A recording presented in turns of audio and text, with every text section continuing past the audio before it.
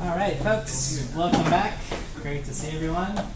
Hopefully everyone's doing well. Piazza's been very active, so that's been wonderful to see the different discussions going on, both about the homework and other just systems-related things. So that's been very exciting. So today we're going to be talking about some low-level sort of assembly programming stuff. So I was just sort of thinking, we're moving sort of closer and closer to the hardware. So I was thinking about hardware, and recently in the news, Intel's been talking about their chips, which are now going to have the transistors 10 nanometers apart. And I was trying to think of how do I sort of comprehend 10 nanometers? And you can't really, just really, really, really small. But they've been working on this and getting smaller and smaller. And they try to come up with these sort of neat visualizations where they'll, shine with these, halogen lights to get these sort of displays of what the different chips look like. But I thought that'd just be kind of fun to think about. And we'll talk a little bit about what this means as we get smaller and smaller today. Okay, so course logistics. Let's see, so you'll do your Git pull sometime today before the lab. The lab's been pushed to your repos. Hopefully we're getting comfortable with Git and that setup. Make sure you're doing the readings on the syllabus. That'll help kind of prep you guys for class. Today we're talking about assembly, so I think this assembly guide was pretty good, so hopefully you kind of skim that over. And I posted 2 more recently that are kind of nice, sort of like, just a few pages, quick start guides on assembly from different voices. So those might be helpful as well. Folks started talking about and using this tool called Valgrind. Not Valgrind, but Valgrind is the pronunciation. So that's going to be one of the readings for the next week. So this is sort of a academic style paper. This will be sort of the first one maybe we read in the systems class. But it's about 12 pages. Can be a little dense, but read the abstract through, read the conclusion so you know what's sort of important, and then kind of dig around in the paper. And there's some neat ideas here about how this tool debugs software. That's what Valgrind is. It's a tool that'll essentially tell you if you have memory leaks. Okay, so as you're finishing up your Q homework, you can try experimenting with Valgrind. Okay, so that's that on the web. And then, of course, homework's due shortly after midnight tomorrow, and then I'll do a push of the next assignment. And homeworks will start getting graded this week, so you'll be getting feedbacks on homework 1, and then, consistently after that. All right, any questions from the class about other course logistics? Otherwise, we'll move on. All right. So I am recording. Okay, so last class, last week, we explored the C programming language in a day. We looked at memory, sort of thinking about it as this grid, but remembering it's just sort of one contiguous byte array. We got our review on pointers, or maybe our first look at pointers if you're new to C. Structs, learned about arrays, how they're sort of organized in memory. We learned, and we'll never forget, C is a pass-by-value language. Right? So for those of you who have C++ or Java experience or these other pass by reference language. Just C is pass by value. Everything's sort of copied when you make function calls. And you built your linked list data structure in the lab, which you'll show me later today. And of course, we met Binky as well.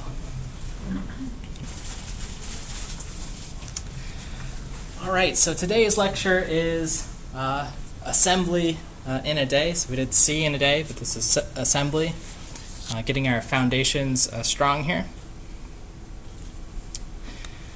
And I always like to start with a quote.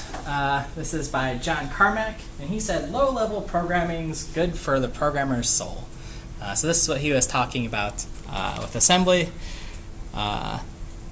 John Carmack, who he is, he's primarily known as a computer game programmer. He founded the company id Software, which is popular for titles like Wolfenstein and Doom. And now he's currently employed as the CTO of Oculus, the virtual reality headset. Okay, so he's a pretty well-known figure in the graphics and game programming community. But he's done a lot of these sort of low-level programming things. How many folks have heard of Carmack before this? He's a pretty interesting guy to follow on Twitter, too. He posts a lot of nice technical stuff. So, of course, my take on the quote I always like to give my feedback is, it's just nice to know how it all works, okay? Just as we sort of get closer and closer to the metal here. All right, so assembly, just jumping right in. So I'm just going to jump into an example so we know what to sort of pay attention to, how we can look at it, and then we'll look at some of the tinier details throughout the class. All right, so I want to start looking at assembly that's generated from our C code. Okay, so something that's generated from our compiler. So here's our compilation pipeline we talked about, going from our C file to the preprocessor. Then the compiler generates assembly, which is taken by the assembler, builds an object file, and linked in, and finally we get our final executable. So, I mean, just looking at that whole pipeline and thinking about it, when we're compiling a C program, there's just, a lot going on. So I want to make sure the first thing we do is two specific things when we compile our C programs. The first is turning off any optimizations that are taking place. Okay, your C compiler is trying to be smart, trying to generate the best code possible without you having to think about it. Okay, so I want to turn that off so there aren't weird transformations going on. The second is to enable debugging symbols to sort of help us and the compiler read through the code. Okay, debugging symbols are just things that are inserted into our actual final object code that sort of give us some more information to traverse through the binary, right? If you get a crash, it'll tell you what line it crashed at, for instance.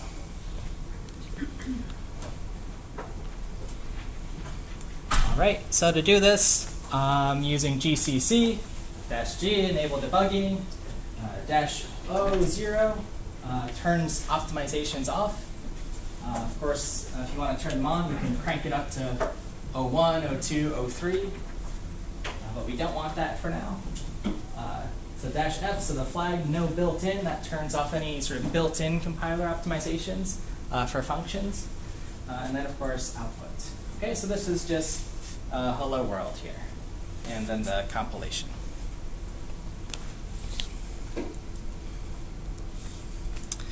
All right, so it's my claim then that we want to investigate this compiler-generated assembly. So, what I've done in this previous step here is, well, I've built a binary, right? There's binary data, no source code. So how do we do this? Well, we have our favorite tool, objdump, which we've used a few times, and we're going to try to disassemble our program. Okay, so from the man page of objdump, you'll see we can get a lot of different information from our binaries. There is a flag here, -D, for disassembling binaries. Does that make anyone nervous I think someone mentioned this in a previous class. How do we really secure our code? And we'll talk about that. But for now, we want to disassemble, our hello world. Okay, so with objdump, a few flags to use. The important one is the -g to disassemble the code, and --source that tells us, we want to look at the source code if it's available. Okay, and doing things like passing the debugging symbols helps us here. -s, lowercase s, displays some summary information, and f, the headers in the assembly. Sort of breaks things down into sections.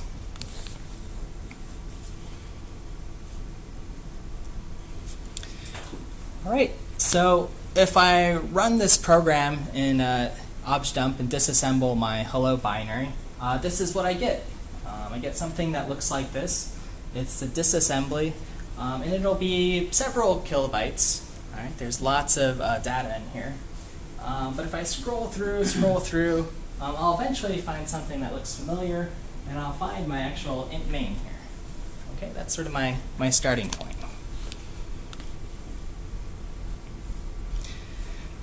So what's on this page? Well, here, we didn't write this, but these are some memory addresses on the left. Here's our source code, int main, printf, and it's just sort of interleaved within the assembly, so we can start mapping these assembly codes to instructions. And then here's the actual assembly that's corresponding to printf when you write that function :c.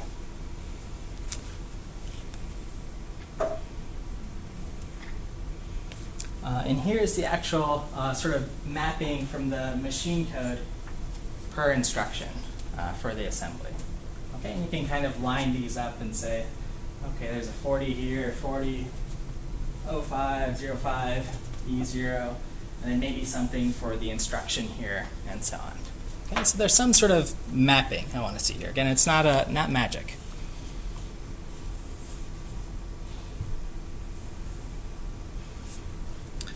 Okay, so a little takeaway from that example. It's the first is that this function printf it involves something. If I sort of just look at where printf showed up, moving some data around. Okay, so you see this command mov for move. There's a call command here, so I'm calling into some other function or routine within my assembly, and then those assembly instructions somehow have to get translated into their binary forms. Okay, so that's what's left here, and then everything's stored at some address in memory. All right, and that's what our processor reads as it executes instructions. Everyone okay with this so far? Great. All right, so with that example, we've gone back in time in a way to how we used to program. And by used to, I mean, 60, plus years ago. So this is a Wikipedia page with years dating back to 1950 with different programming languages. And most of them even have assembler in the name. Most of these are some variation of assembly languages. Okay, so that was the main family of programming languages folks were using. But, we're talking about assembly today, so modern day assembly is still quite relevant, quite in use. Okay, so it's used in games often, especially in console games. Okay, when I was at Sony, there was programmers who wrote sort of the very important pieces of code in assembly. Okay, so I've seen it and I believe it. It's used on embedded systems, right? Systems that really need careful and fine control of things. It's useful for debugging any compiled language, right? We can see exactly what's going on, right? We're diving deeper and deeper into our code. And even for non-compiled languages, or just-in-time compiled languages. If you've learned Java here, Python, or other programming languages, essentially they compile down to some form that looks assembly-like. Okay? And even on the web, there's this thing called WebAssembly that's coming up. So still relevant, still used, still will be used, forever. This is the foundations. Okay, just an aside, here's what Java assembly looks like, and Python, if you don't believe me. It all goes down to assembly.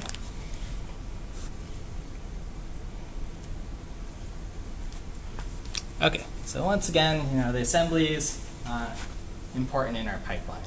Often it gets sort of hidden when we just type in, GCC or files and compile them, but it's in there. It's in our tool chain.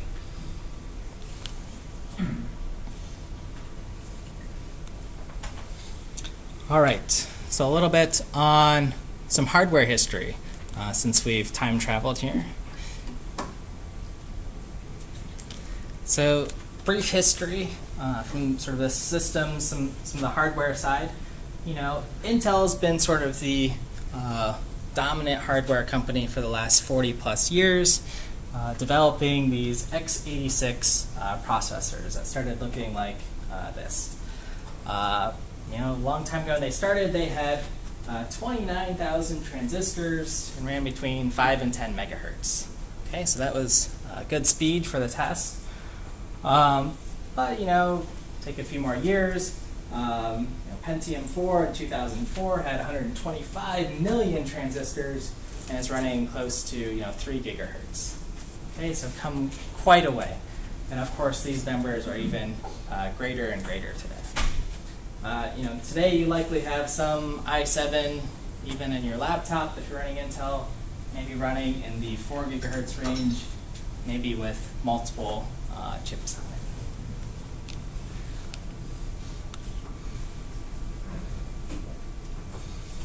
So, the sort of obligatory slide here is that things are getting faster and faster, which has been great. This is Moore's Law. That states that the transistor density has been growing roughly every 18 months. It's been doubling in speed. Okay, so this has been going on for quite some time. Now we double speed by adding more cores. Okay. But as I've mentioned with our little warm-up, as the width of the wires and the transistors compacts more, we're still getting some speed gains here.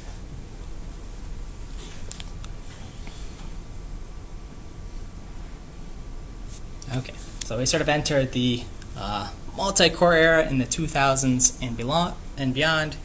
More chips are needed to gain performance, primarily because of how much power these chips take and how much we need, how much heat there is, right, when we pack everything together. Okay, so we need to move to sort of lower powered circuits. And that's all I'll say about that, because we'll have a full concurrency lecture, which I can steal these same slides for, but I won't. All right, so along this journey, though, Intel, to program these chips, they needed to build some instruction set to program them. Okay, so Intel came up with the x86 instruction set, or at least it was popularized by Intel. And there's been many companies that have contributed to this, AMD being the big one, even making some of the major advances into creating the 64-bit architecture. They were the first ones to do that. Intel still remains dominant in this field and continues to use the x86 architecture. And the next thing is that x86 is a CISC architecture. Okay, so what is, does anyone know what CISC stands for? Yep. Complex instruction set. You got it, complex instruction set computer.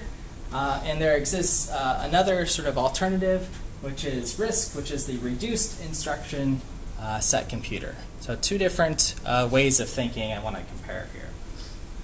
So the complex instruction set computer, okay, so one way of programming these chips is to have these instructions that do more per operation. When I mean more, you could think of like a printf. It's doing a lot under the hood, right? We saw many different commands. but even those individual assembly commands are doing many things. Okay, so the architecture understands a series of operations to do something.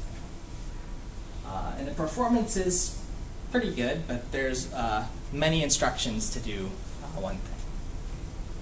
The reduced instruction set, on the other hand, the instructions are very small. They do one tiny, very specific thing. So the performance is very fast. If I'm sort of measuring how many instructions can be done in a given time. And generally, the architecture is a little bit simpler. Right? It has a smaller instruction set to support. Okay. So this is typically a lot of ARM processors are more on this RISC side.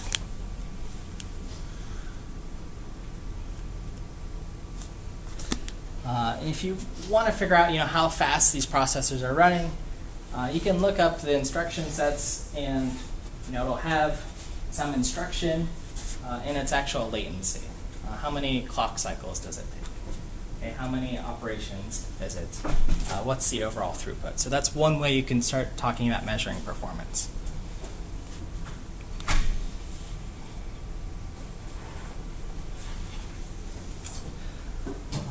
So knowing just a few bullet points that we have CISC, complex instructions, many operations take place to do something, versus reduced instruction set, many small operations which can be fast. I said the performance can be nearly as fast or equal to RISC. Most people say RISC is faster. Does anyone know why that is? Any guesses? I said the hint's abstraction. Thoughts? Yeah. They are building RISC instructions inside the CISC instructions? Yep. Right. That's pretty much exactly it, yeah. So there's some abstraction here that, CISC is nice for us to use as programmers, but at the end of the day, it still boils down to some other abstraction. Just like for us as programmers, it's nice to use C to program versus maybe assembly, or to use Python instead of C. Exactly. All right. So some other typical trade-offs with CISC. It's higher cycles per second. There's more going on. So that means maybe more energy consumption. You need more transistors for storing things. But as a programmer, smaller code sizes. One instruction does more things. So here's the little example of a multiply instruction. If I'm multiplying into A times B, just one instruction here. And these are pieces of memory.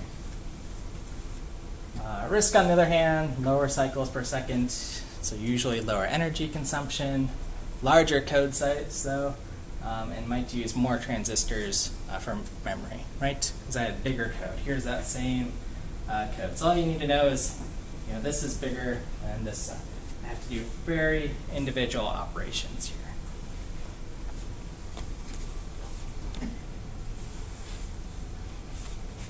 Okay, and that's just, these are just indexes into memory.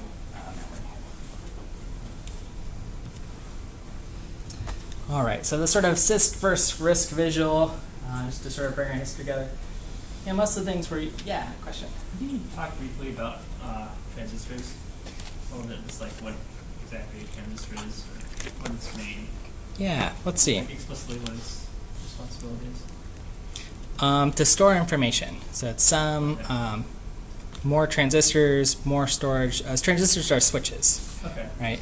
So if I can, let's see. Somewhere I have. Oh, did I steal it on the slide? I have a what is a transistor? Aha, here it is. Transistors are tiny switches that can be triggered by electronic signals. So if I have a lot of these, I can do a lot of different computation, right? A lot of switches. And this article is pretty good about how it works. But that's my 1 second definition. It's a switch. Thank you. Something that can go, 1 or 0, store some information.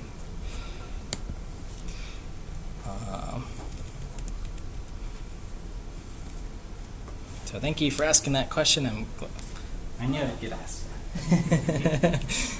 There's a great book, and I will link this, by Jonathan Petzold is his name. He takes you from an individual sort of electronic gate to building different switches, to how they build assembly, to C, to operating systems. And it's sort of like a sit down and read on your couch kind of book that I'll make a link to, which is very appropriate for this course. Okay, great. All right, so CISC, these are our sort of general purpose machines that we have, right? We want to do a lot of general purpose things. But, you know, more specialized devices, you know, your gaming consoles, especially a lot of the older ones were RISC-based, okay? So that's where programmers would learn these instruction sets. And even, you know, a lot of ARM-powered devices like your tablets, RISC is still relevant. So it'll be good to know, you know, a little bit of both the principles so you can debug both.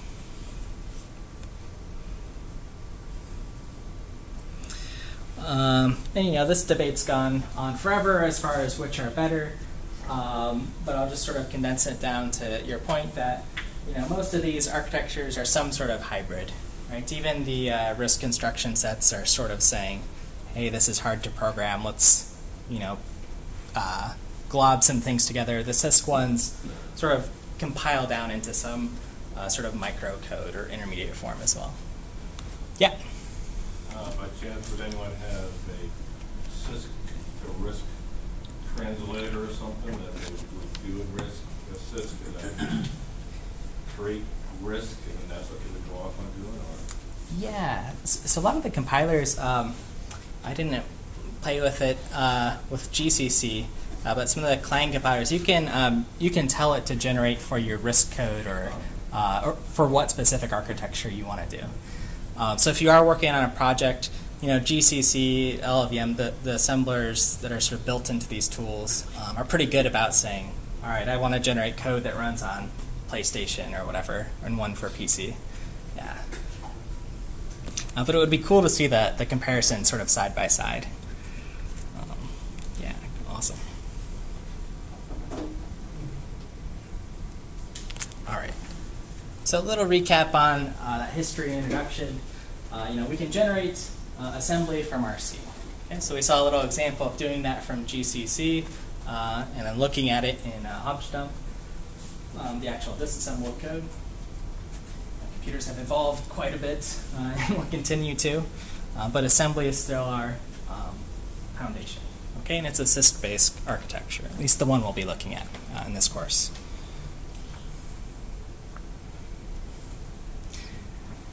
All right, so a little our introduction to assembly here. Okay, so if I think about how programs are created, we sort of have these steps of compiling. I've showed the compiling tool chain a few times. I just want to sort of scratch those out and just focus on this, you know, how do we compile a program to assembly, you know, or rather once we have our assembly, compile it into an executable file. Okay, and we'll do that with a linker as well. So C doesn't exist anymore. We had it for 1 week. That's it. But we'll use C to make our lives a little easier. Okay, so just you know, refresher on terms. Machine code. This is ones or zeros. Object file. That's machine code with some symbols in it. The things we're seeing in objdump. Okay. Our assembly. This is a text representation of machine code that's human readable. That's sort of the textbook definition of assembly. Right? It's the last step before we get to something that we can't really read well as humans. And instruction set architecture, or ISA, that's the architecture we're building on, you know, what our hardware understands. That's what we were talking about before, x86. Okay? And there's lots of cool instruction sets that are available. RISC-V is the popular open source one now. Some new terms that are going to come up, or maybe refreshers. If I say PC, that means the program counter. That holds the address in memory of the next instruction that's going to be executed, right? So our programs are executing sort of line by line. The program counter tells us where we are. Registers, these are named locations that are going to store values. Okay, we can think of them like variables in our assembly. And they hold important things. And we've only got 16 of them. Condition codes, these hold information about the most recent executed arithmetic or some logical operation. Okay, so when you think about condition codes, think about conditional statements, adding things together, overflow, carry, things we want to know the status about. And then there's vector registers. These are things that can hold more than one value, okay, executing multiple items at once. So for this, we'll think about parallelism. And again, this will be sort of our concurrency and parallelism will be pushed off to another lecture, but just be aware that there's vector registers and just our regular ones. All right, and I'll try not to use those abbreviations ever because I don't like acronyms, but there they are anyway. Okay, so our layers of abstraction. As a C programmer, you're worrying about C code, variables, memory management, doing things like malloc and free, creating structures, and so on. But as we dive a little bit deeper, as an assembly programmer, we're worrying about sort of machine code in the assembly. We have those things, registers, to store information, condition codes, check the status of something, and our finite set of memory. And then if you dive one step deeper as a hardware engineer, if you're on that side, you're more worried about things like what a cache is, how things are laid out, the clock, megahertz, those kind of things. So in our assembly abstraction layer, we've dived a little bit closer to the transistor, I can say, which are just switches. So we're losing some of the information that we have in our C programs. In C we had many different data types. We had ints, chars, floats, doubles, longs, and that gave us some information about the data, like what its size was. You get compiler errors if you mix different types, and that's helpful to us. But in assembly, we lose some of that information. Right? We don't even know if the data is unsigned or signed. But we do have our two data types. We have our sort of integer data types and floats.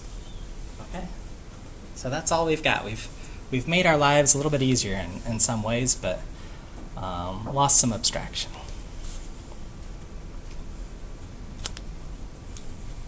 All right.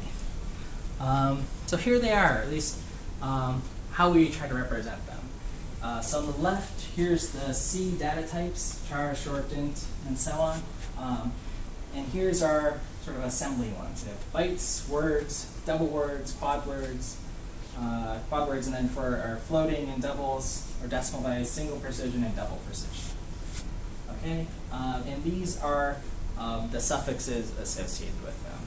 So for a byte, there will be assembly commands with a suffix of B, for instance, or Q. And that's telling us how much data we're working with and their size.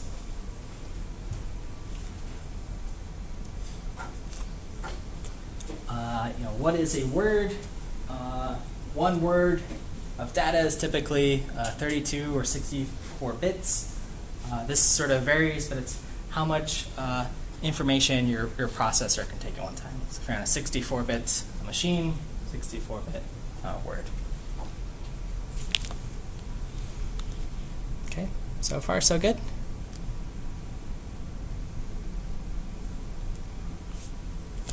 All right, and here's our view as an assembly programmer, sort of thinking about the hardware. We have our CPU, which has this program counter to tell us where we're at, our registers, the values we store, and the status of things. Then we look into memory to get some address, execute some instruction, and then data is passed back and forth.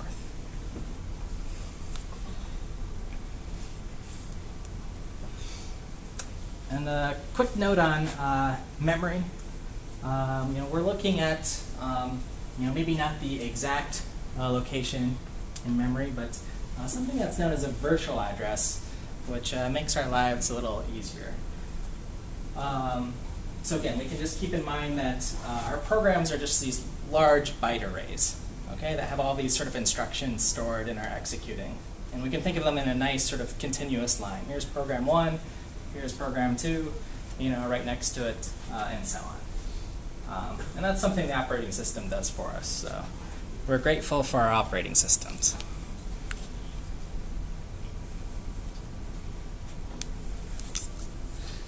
All right, so assembly operations, or instruction set, and the things that we can do. As I mentioned, transport memory back and forth. We load data and we store data. Okay, we perform arithmetic on values that are stored in registers, and then we can transfer control by jumping around to different points in our program in branching. Okay.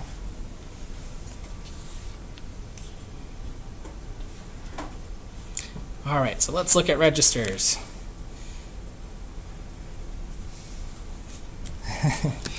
All right, so here's a quick look at the sort of the 16 general purpose registers in assembly. So I've got 16 rows here where I can sort of fill in and store some information in these columns. I'm going to pick on and zoom into one so we can look at it. And this is register RAX. Okay, so we could find RAX here. It's the first one, and this is just a little bit easier visual. I see it's 64 bits of data that can be stored, so 64 ones and zeros here. But what I should also note is there's other ways to sort of address this register. So there's EAX, which means to just address 32 bits of this RAX register. Okay. AX, which is just 16 bits. AH, which is the higher 8 bits of AX. Lowercase l, the 8 bits, lower 8 bits of this register. Okay, makes sense? So this is a way to, one, sort of preserve legacy when we had 32-bit systems, as well as just sort of cram a lot of information into one register, because we only have 16, remember. All right, question, yeah? Any reason why we're stuck at 16? So expense is one, complexity of building the chips. Those are sort of the answers I've heard, right? Registers are a little bit more expensive, the hardware and how to fit them, because they have to be really close to the CPU. This is our fast memory. We'll talk about memory hierarchy. But yeah, that's been one of my thoughts. Why not have 100 or something? Just because if they're fast and that's where our data is stored, and our programs are getting bigger. But yeah, we're stuck at 16. I'm trying to think. That'll be good if you post on Piazza. I wouldn't be surprised if I looked at some of these other like game consoles or something if they have more registers or different layouts. So that's a good catch. But yeah, give us more.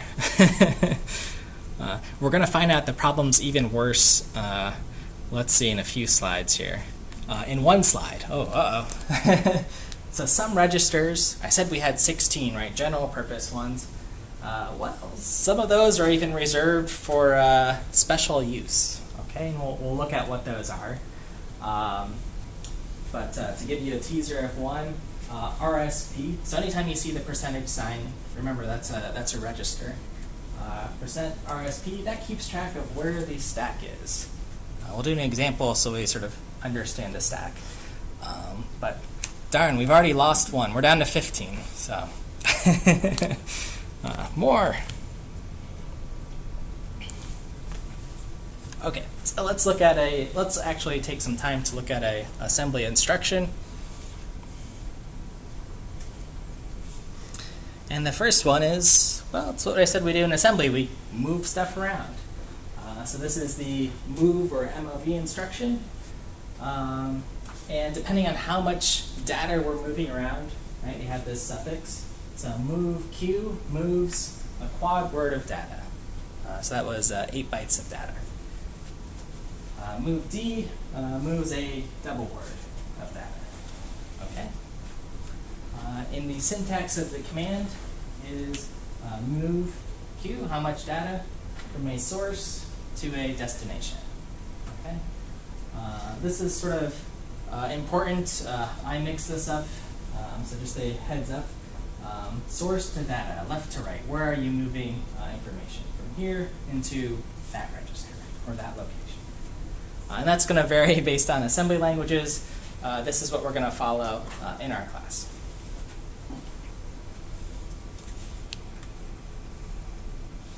So order matters. Left to right. So you can think of it like the like English, I guess, left to right in the arguments.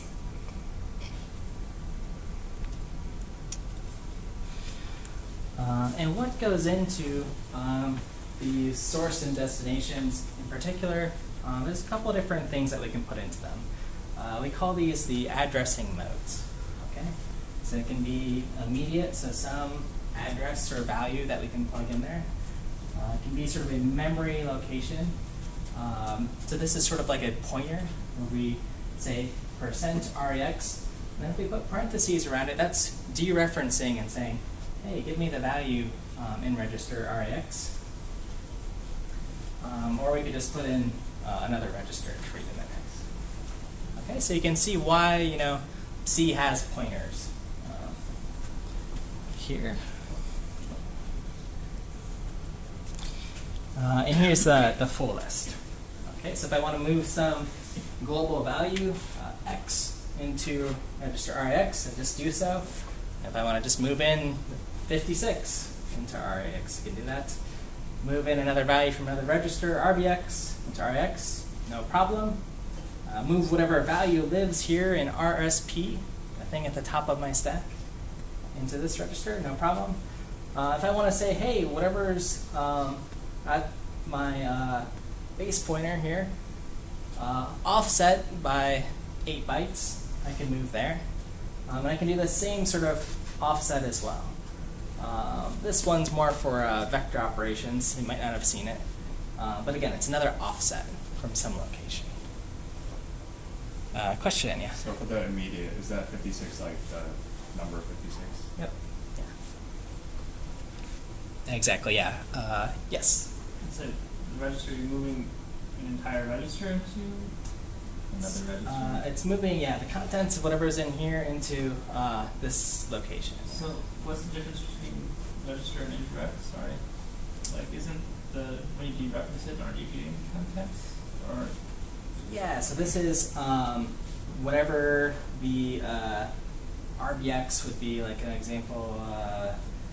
It's sort of the same distinguishment with a pointer. So some address into here or a value. And this is the indirect value. Same thing as dereferencing. okay.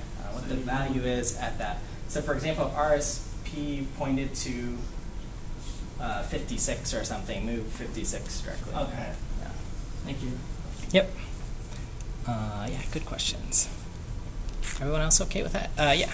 Can you move from 64-bit RISC to maybe like lower bit? Yeah, so can I move, so if I do like a movq rex to ebx or something that's 32, I can do that. Let me be careful about my sort of order. So I could move in the lower 32 bits from some register into just the lower 32 bits of the other register, and then you sort of have half and half. That's allowed, yeah. Question here, and then, yeah. So, when we're moving between registers, just by looking at what's in there, you don't know what it is. You don't know if it's a piece of data. You don't know if it's a memory location. You don't know, right? There's no context to it, so that's why Yep. we have to, well, at times either dereference it, Mhm. if we want to find the value someplace else, or, right? Exactly. Yep. You got it. Yeah. We don't have any sort of context here. Yeah. So going back to like the immediate, the 56, what's like, like you could put a number there, 56. What's the limits? Is it, like, can you put a letter there? I'm assuming like the range of numbers you put in there is like 8 bits worth of number. Yeah, so some, how to say, yeah, whatever this data size is, it'll move in here. So if we want to move a letter, like a literal value, we either move the sort of ASCII representation into it, that's right there, or we'll move in some global symbol. I'll show you an example in the hello world, sort of moving hello world into a register, where we specify exactly how much that message is hello world and fitting it into a register. Yeah, good questions. Yes? Can all registers and memory addresses be, like we can calculate the offset for some register and read someplace else? Yeah, so I can get an offset from RAX, for example, whatever value it has, and offset it by 8 or something. Is that your question? Stack pointer, so RSP, so if we calculate the offset by giving some arbitrary number, will we reach some place in the memory, or we have some limit as to we cannot calculate the offset more than this or less than this? So yeah, good question. So the question is, can I do like minus 8 billion or something here? Yeah, so we are in the wild, wild west here, right? There's sort of, the rules we have are less, right? They're not enforced. Now, if we do go off by 8 billion here, we have to keep in mind our process sort of has memory that belongs to it, okay? So if we go somewhere in memory that we're not supposed to be able to touch, we get the classic segfault as well. So we're still a little bit protected when our operating system says, hey, I have this program. This program's a process, right? It'll show up in your sort of task manager running, and it has this much memory, right, in this location. But if it goes and touches process 2 over here, because you offset by 8 billion, then the most secure thing to do is crash that program. But you could offset this by 7 or 2 or just to see what happens. Yeah. Isn't it limited by instruction? Every instruction, let's say 64-bit instruction, it has some part of it reserved for immediate values. Like you cannot have 64-bit value for immediate. You can have some maybe 16 or 32 bits for immediate values. Isn't it? Let's see. So what's the limit of what's the maximum number I can store here? For the offset. I mean that's probably true. Yeah, if I offset by 8 billion here, yeah, maybe that would get caught by the assembler. That's probably true. Yeah, there are still limits. I mean, hopefully, I think it would probably crash pretty quick. That's a good experiment to. If you guys post these on Piazza, I will try them, or I'll do them in the lab if I remember. I'll do it on a system and see what happens. You can imagine how this is a problem for security, though. Right, and we'll talk about security as this class goes on, but if I offset just a little bit to where your password happens to be, hey, great, I can read your password. So. If I guess the magic number, right? And this is what, attackers will do. So, we'll learn how to do it and how to defend it at some point. Question, yeah? Yeah, so all of these registers are like memory spaces. So do they have addresses of their own? And if that is the case, where do they reside in the hardware? It's part of an OS. Yeah. Okay. So where exactly is this REX? Let's see. So if I back up a few here, there is some register encoding here. So register REX is encoded as register 0. Number 3 is RBX, and so on. So it has to know somewhere in the hardware where it is. I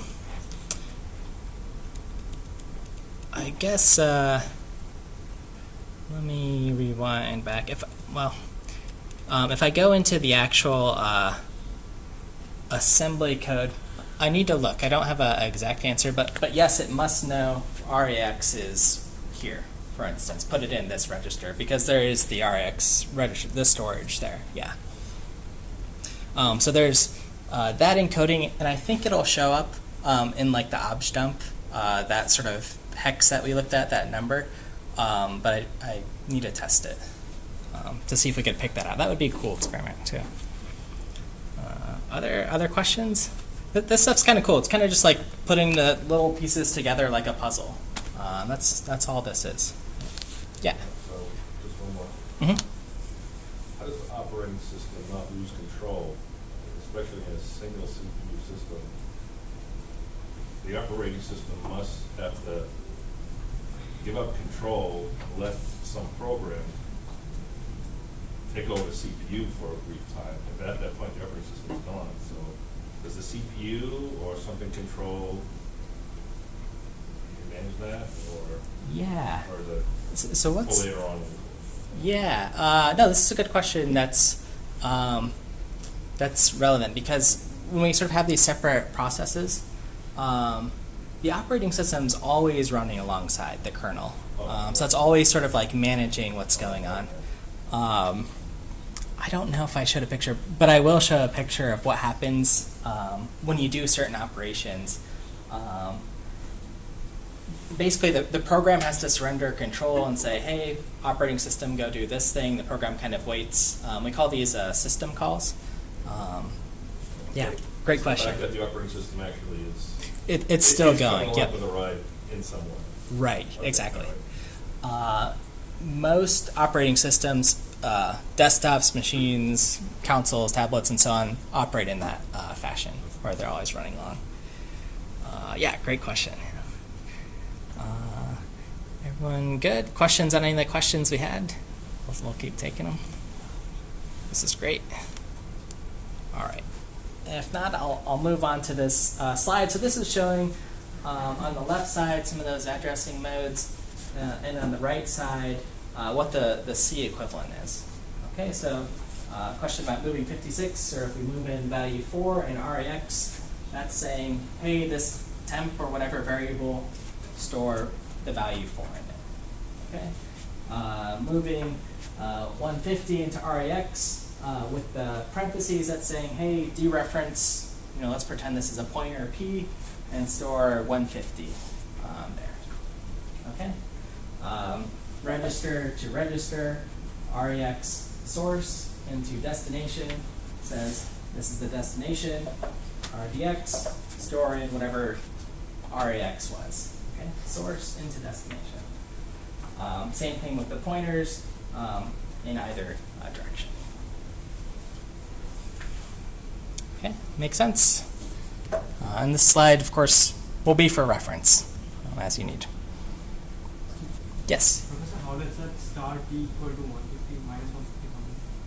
How does star P? So I'm moving this literal value 150 into, if I'm dereferencing RAX here, so dereferencing with their parentheses is like the star P, and setting it to this value.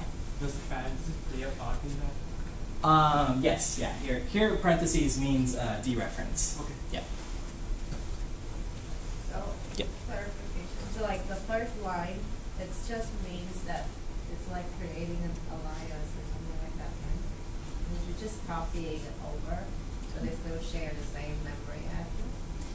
Right, yeah. So this is, setting whatever is in RAX and that register to the value in RDX. So RDX holds whatever RAX had.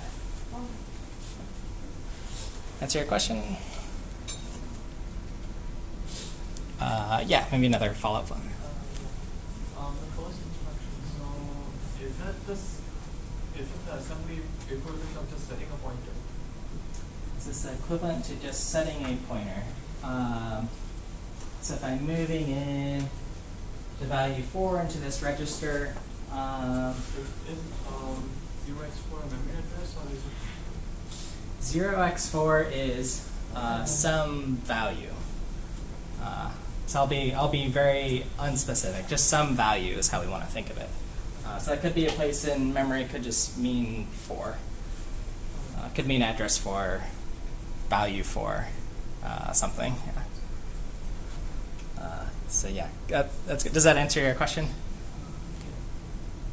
Yeah, or maybe we'll practice and then and see. Yeah. So why wouldn't the second line not have the parentheses? Would this not For have the the RAX? parentheses? Isn't that just the first line? When we look at value into the register, it will work exactly the same as the first line. Yeah. If there's no parentheses around the percent REX. I mean, like behind the scenes, is it still, is it two different? I guess I can't tell really what the difference is between the, or really the second one. Let's. Do we want to see for sure? Sorry. Yeah. Okay. We'll do a little sneak peek into our lab. There's this great tool by this gentleman. His name's Matt Godbolt. So he built this tool called Godbolt after himself, as you should.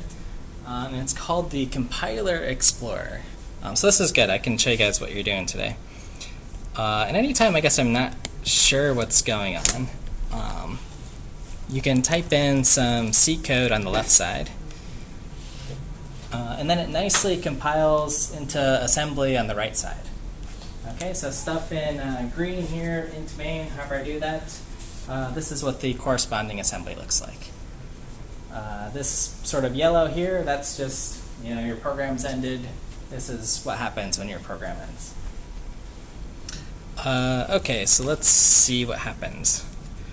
So we need to create, well, let's make sure this is fits on the screen somehow. Int a equals 5. Okay, let's see.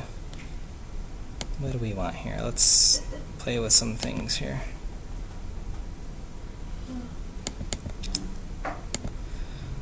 Oh, let's see here. Let's make a pointer, just a regular pointer, and dereference it and store the value 5. See if it gives us anything interesting. Let me see. So step 1 for today's lab, we'll click on the Intel because we're using Intel assembly. Okay, so we have our parentheses. Phew. Okay, dereference. If we don't have that, you'll see other assembly. So if you're reading online or tutorials, you might see brackets. Similar idea, dereferencing. Okay, so that's that. So what happened? Okay, here's the thing in yellow here. We'll talk about this momentarily, but we've stored something in this register REX, and I have a 5 and I'm moving it into a thing with parentheses. Okay, so this is we dereferenced and wanted to store a value 5 into here. Everyone fine with that? And then let's see if we just do the regular a equals 5, what happens? It needs to compile. Well, this is doing something a little bit wonky, where we're offsetting from our stack, or where we enter, here in our function, and storing a value there, 5. Maybe I'll just, so we saw, first example was clear, this one's fine, and maybe this one you'll just take it on my word that this is sort of the C equivalent. The instructor gets 1 veto per class and has used it, so. Yeah. Was it doing one of those optimizations we were talking about, maybe? Could be, yeah. So one way to do this is, right, so if we want to type in optimizations or flags, dash capital O 0, F no built-in. Let's see if it did anything else interesting here. No, it still decided to do this, but this might be a way, again, this is where the compiler flags go. So yeah, thanks for asking that. All right. So I think this is good. This will be our reference we can look at, and then we'll have that tool to actually compile and run the code. All right. right, so let's get to a few more registers here. So 3 more. RDI, that's the first program argument in a function. Because we use functions a lot in C, so how do we pass arguments around? Well, we need to store something in RDI, so conventionally that's the first argument. RSI is the second argument in a function. RDX is the third argument in a function. Okay. Often the types of functions that we're referring to for these arguments are these special ones, these ones that were brought up, these system calls. Okay, so functions that are built into the operating system. For example, how to print to your terminal text or write to a file. So here's one here called write. And there's this nice reference. We'll see this again, but this is a preview. So if I want to write something to a file or output to the screen, in RDI I need to put in the file descriptor, which means where am I writing to. RSI, the buffer or the data, so that's the second argument. And RDX is the size, how much data am I writing. Okay, so it's just going to take, when I make this system call to write, whatever happens to be in these registers and execute. Okay, so that's a little preview of a system call. All right, great. Some more registers. RIP is the program counter, sometimes referred to as instruction pointer. So that's a well-named one here. And then our 8 registers that are, these are our truly general purpose ones, most of the time, 8 through 15. Okay, so if we have, a function that has 6 arguments or something, it might use some of these. But these are the ones we can really play around with.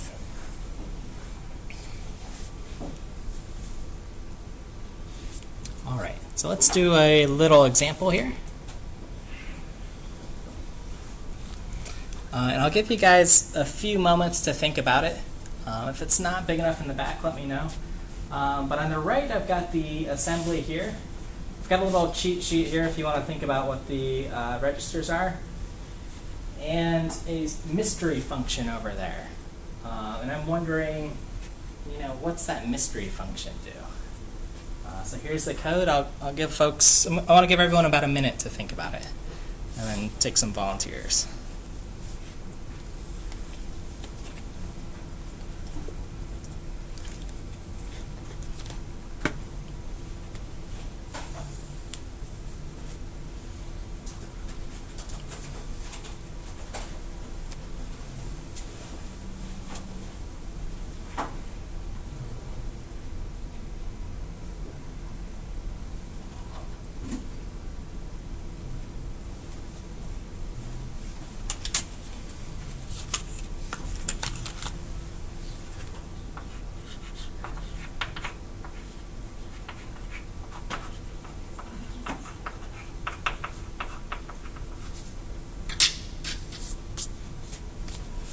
Try to write questions I couldn't answer in class over here. Okay, has everyone had a chance to think about it?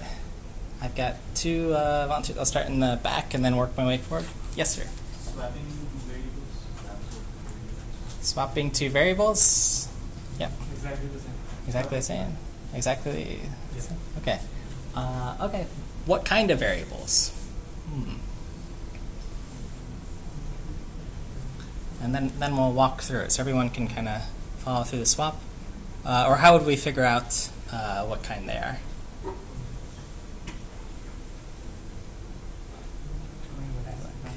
we even know? We have some idea, yeah. Any quad or less than that type of Yeah, so quad words. So good, you guys are perfectly right, yeah. We're swapping 2 quad words. So let's sort of, how did we figure this out? So mystery function is swap. So we have, did you have a question or? Oh, sorry. Okay. So it takes in 2 arguments, long star A, long star B, so 2 pointers. assigns temporaries to them, and then flips their values. Okay, so that's sort of a swap function. So sort of going from this assembly to that, we have mystery, so that's the name of the function where it lines up. Movq, so move a quad word, so we're looking at the suffix here to figure out our data type. In this case, we can say it's a long value because we're playing with 64-bit integers here, RAX, okay, 64-bit architecture. If we had EAX, for example, well, that was the old legacy 32 bit thing. Okay, and we're moving, okay, so some source here, some pointer into RAX, okay. What's RAX on my cheat sheet? Nope, just some register. Okay, so far so good. Or excuse me, RDI rather is the first program argument in the function. So that was A here, moving that into some location. RAX is the register we just use for free. Similarly, move some pointer value RSI. RSI is the second argument in the function, so that's B into location. And then here's the swap, moving RDX, which was this value here, RB, into RDI, and then RX into RSI, and returning. Yes, So, question. RAX is like, I guess, more standard for long, but then like EAX, that would be like for right? Correct, yeah. Typically, yeah. You got it. Question, yeah. So I don't get, why do you have to move the reference RSI into RDX and then move the RDX into the reference RDI? Why can't you just move from RSI into RDI? Let's see, I could probably save one line of code here, right, in a swap. Yeah. Is there a purpose for doing the swap like that, or? Mostly for readability, yeah, this was easy to write, yeah. So we could save one, right? We don't need two, but this is just, I've wasted registers, right? You're absolutely right. So hopefully the compiler would say, hey, there's some redundancy, and either fix it for you. You've already done some optimization here, so you could save a register, and that's a really good thing. That's a very good thing. We actually call when we don't have enough registers, register spilling, and that's a big problem. Comments? Yeah. So how is the size determined? Like movq, it's like, so what if you're assigning an int to a long? So would it be movq? Or? Let's see. So if I want to move an int to a long, I need to do. If I do movq, that'll move this int into the long, the lower 32 bits of it. Actually, I would have to use, move L for the lower source into the destination. So that'll take this register. It might complain about that, actually. I'll have to try that as an experiment. I don't do it too often. I usually keep the data sizes the same. For the assembly, I do. But yeah, it's one way or the other. So that's going to be another follow-up. Compressing data.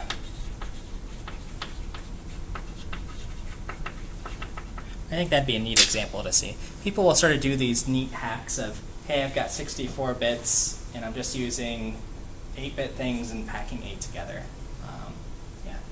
So we have these special registers for the first, second, and third arguments in the function. Yep. What if there's more? So typically it's something like, I have a slide here somewhere, like 9, 10, and 11 are used for arguments 4, 5, 6. If we need more than that, then it's some just offset.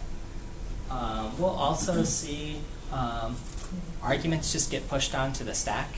So we're heading that way, and will just be some offset, some fixed offset. So we can still have a function with 100 arguments as long as we have memory for that. That's still fine. Probably not recommended in in some textbook, but totally legal. All right. So just some more assembly instructions to give some teasers. If we want to add something, well, just add and then the data size. So add q, subtraction, sub q, multiply. You can do I mul q. The rest of these are shift operations. Anything that begins with S here. So what's a shift operation look like? Let's show one here. If I want to shift, here's a good one, x 4 bits or places to the right. What did I do here? Folks familiar with bit shifting? Let me just show a 0, 1. If I want to shift this one place over, this just becomes 1, 0. Okay, the equivalent of multiplying by 2. That's what the shift operations are doing. And then we have and or instructions, exclusive or. Okay, with the bits on a bit by bit level. Okay, let's see here. Oh, I see. This chart was, so x is this value. In one situation, if I shift it 4 to the right, this just takes these 0, 1, 1, 0, and shifts them over 4. Okay, and this is going to fill in zeros. If I do the shift, the arithmetic shift, the logical shift will fill in, instead of zeros, ones. Okay, so that's what those different shift operations will do.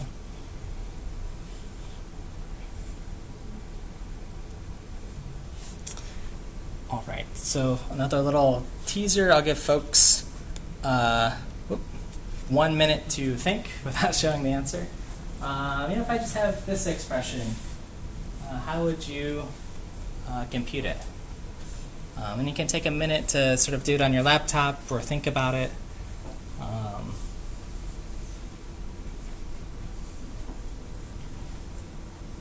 And if you don't know the exact instruction, just write, divide or whatever.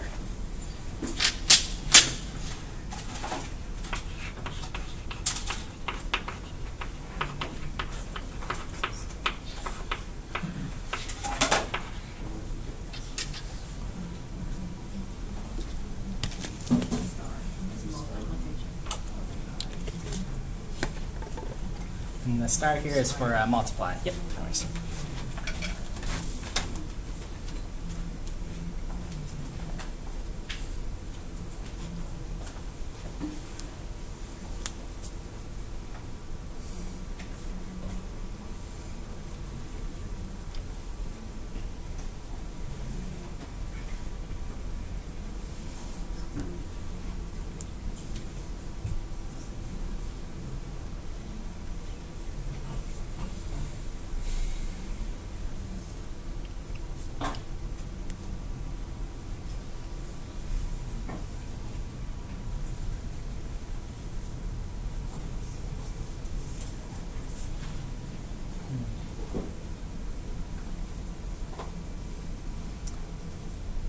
Anyone want to, or maybe a pair of folks want to write an answer on the board?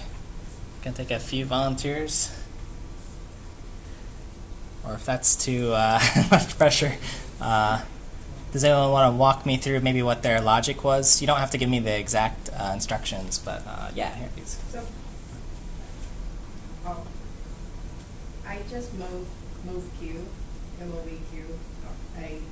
to present RISC. Okay. And then you use the add q of b to that RISC. So that will give you a plus b.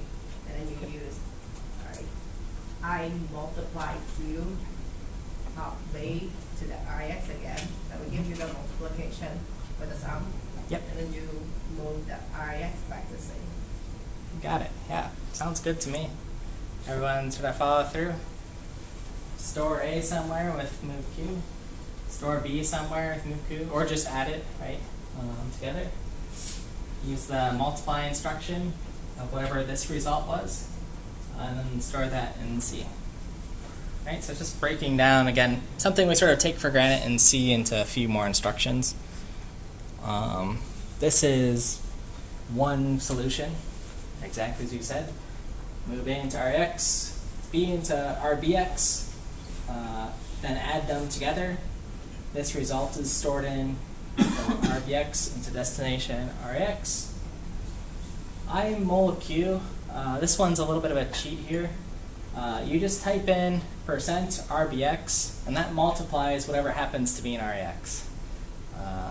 So this multiplication's a little weird. This is where assembly gets a little bit tricky, but why we're going to be using this tool like Godbolt to take care of this. And then just move in whatever that result happens to be into C. Yes, yeah. Do you need to move things into registers? Can you just do like add Q, AB, I, AB? Yeah, I guess assuming I already had A and B in something. Yeah, you can sometimes. We could cut this down a little bit. Yeah. That's the answer. Yeah. Can you explicitly say again? You could just do the imult q rex. Like could you like not rely on the like to me I wouldn't have known that then it uses whatever's in rex already. I could have just explicitly said to do that, right? Yeah, so we probably could have gotten rid of, let's see, what instruction here, to do the multiply. So yeah, this explicitly multiplies whatever's in REX, multiply RBX by what's in REX, and store it in REX. So that makes sense. So essentially, it would just multiply that argument with the result of the line above, right? Yep, you got it. Is it only work with multiplication, or will it work with any other command as well? So I think this brings up sort of an interesting question, right? Like, how would you know this without like seeing it? I guess, or when you run into it, like what will you do when your compiler generates this sort of weird assembly?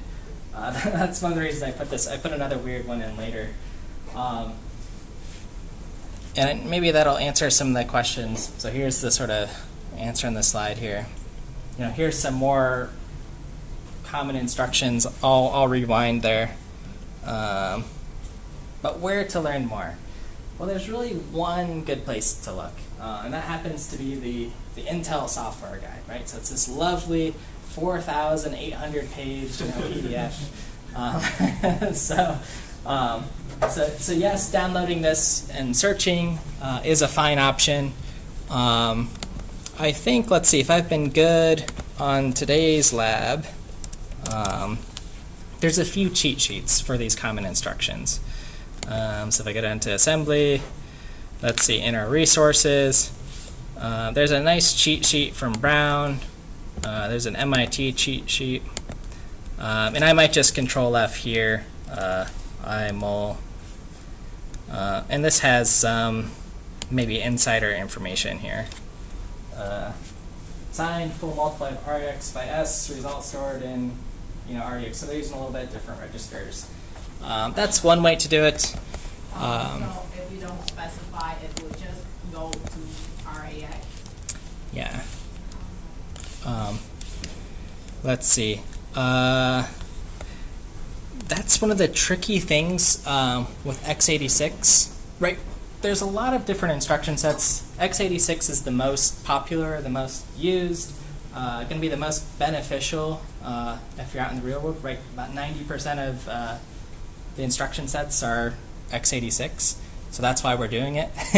But it is a little bit, right? We have this 4,800 page manual. So utilize these cheat sheets for some of the common instructions in the compiler explorer tool to see what it's doing. If it generates some weird instruction. Yes, in the back.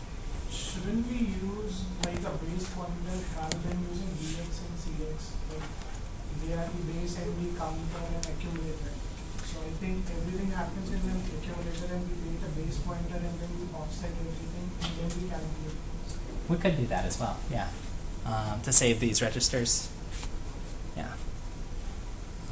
What was that your Yeah, things similar about- yeah. question that EA stands for accumulation, that's right. Yeah. So there could be, yeah. That's probably good assembly style. Other thoughts on this code? There are a few other hands, but I don't know if that answered other questions. Yeah, so the best source is that big manual. It's not too bad, it's just a little bit intimidating, but if you control it for movq, it will give you the, if I just use one operand, what happened. If I use two operands and did a source and a destination, what happens. Okay, so just throwing in a few weird ones there, if you see them.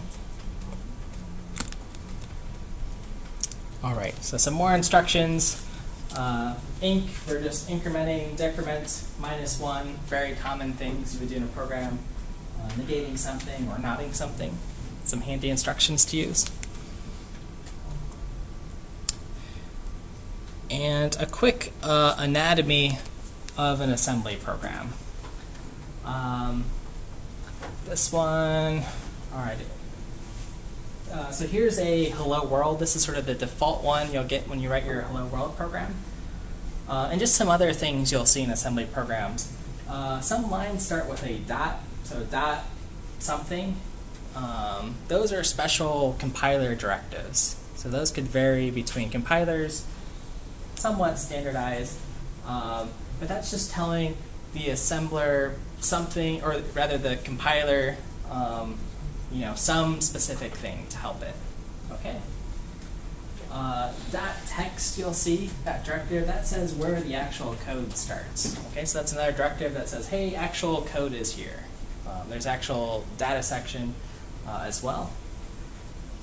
Lines that end with colons are labels, and they're useful for control flow. So if you want to jump to a particular location, that's how you do it. You jump to somewhere that has a colon after it.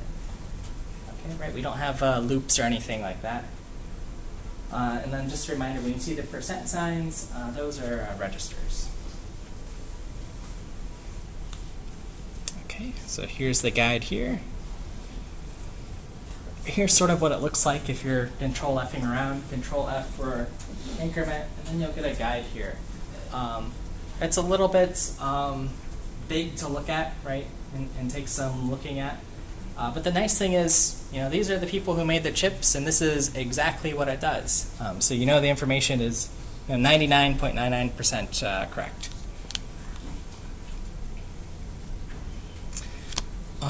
I'm going to give us our break now because it's about 7:20. So let's break for 10 minutes. We'll do a little bit more of assembly, and then we have what I think is a fun lab ahead.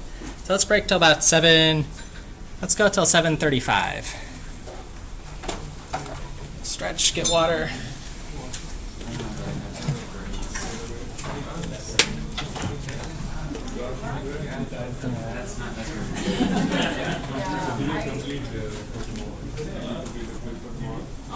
No, I haven't done it yet. I am gonna do it. Yes, sir. I think I might have the answer to this question. Why only we have 16 registers? Oh, great, yeah. I think because in the beginning, when in 1970s, when they invented the first time the assembly and the x86, Yeah.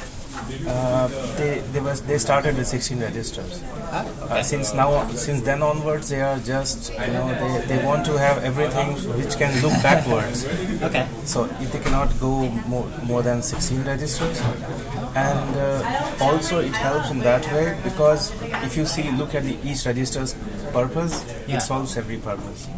Sure, I think that's one of the ways. I believe that, yeah. Definitely for the backwards compatibility. Compatibility, By yeah. that. And why only we have 60 registers? This is because of that maybe, and it's also because they do not want to create a havoc on the niche designs. Yeah.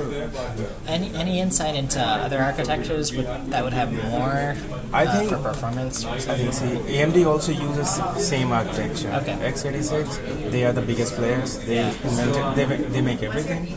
What I feel, some ARM-based or the RISC-based things, they might have lesser number of or more. Oh, okay.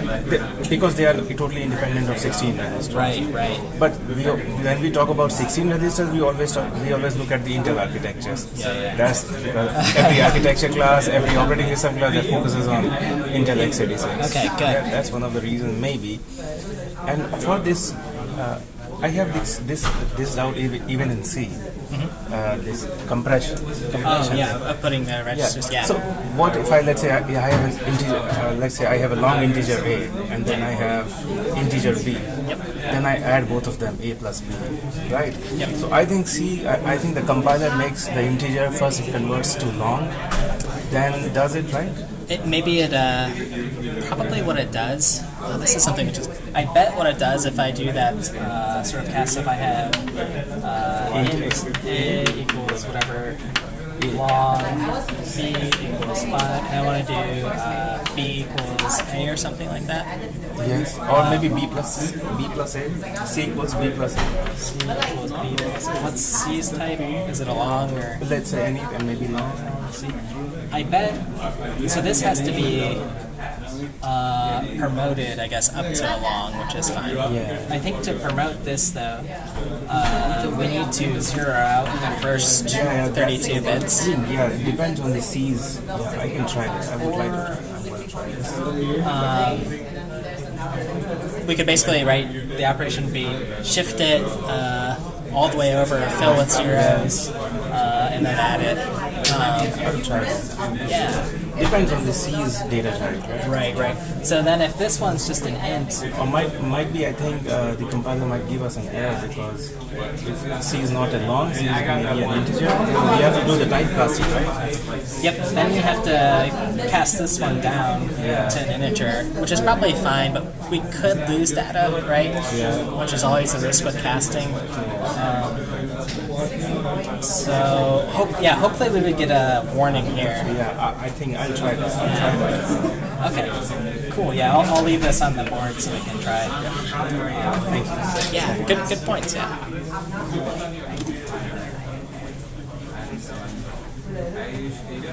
This is a thing. How should I update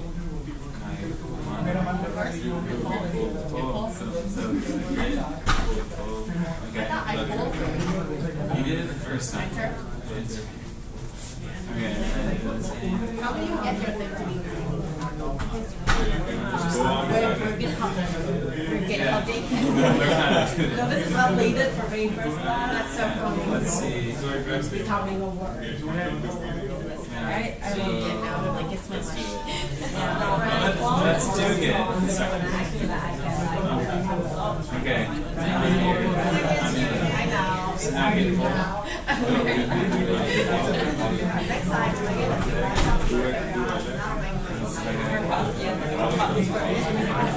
Yeah, but now I need to update mine and do you have anything? No, I'm not done. I want to run it. So, CD?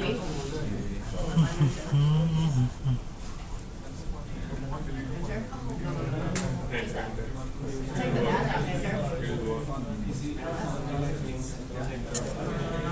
Document.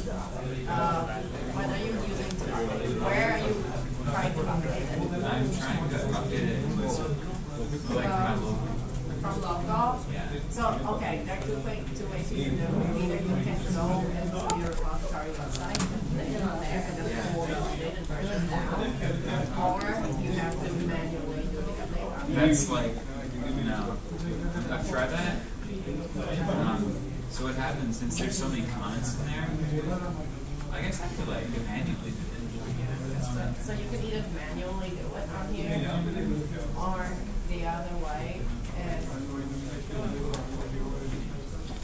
well, okay, so what I do is I clone the repository onto my laptop, Yeah.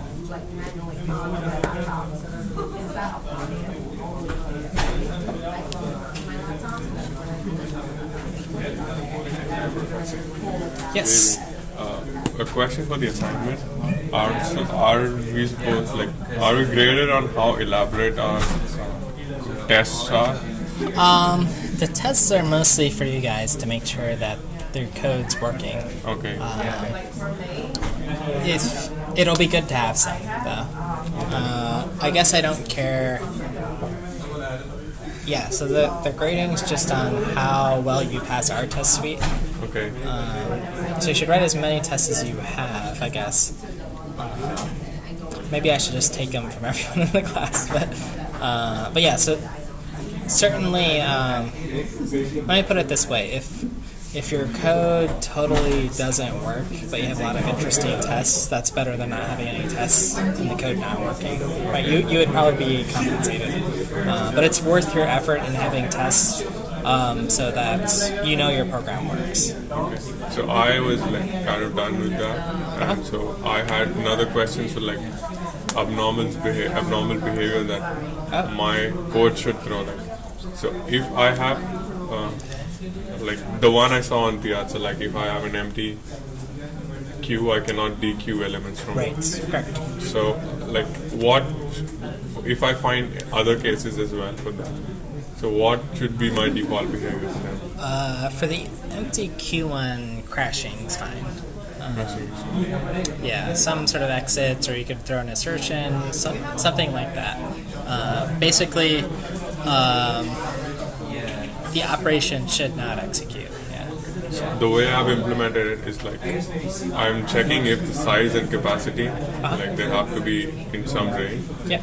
If they are not there, that means it's an invalid call. Yep. So it does nothing. So is that an acceptable behavior? Like it doesn't. It ignores the comment. It ignores the call.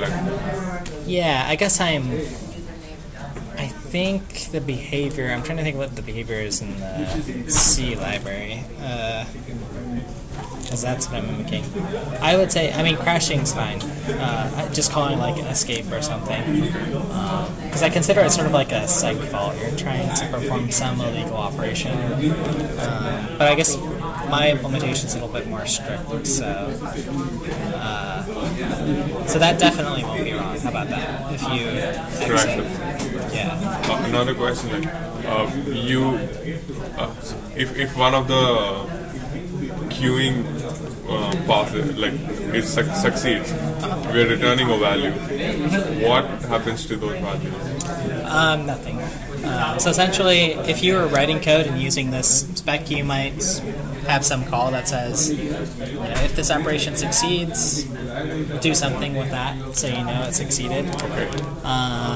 For example, like this kind of functionality is useful in like networking. If you're sort of passing data around, you want to know data arrived into some queue, so you might return a code in that case. So that's what the like when you're building bigger things. Exactly. It's Yep. useful.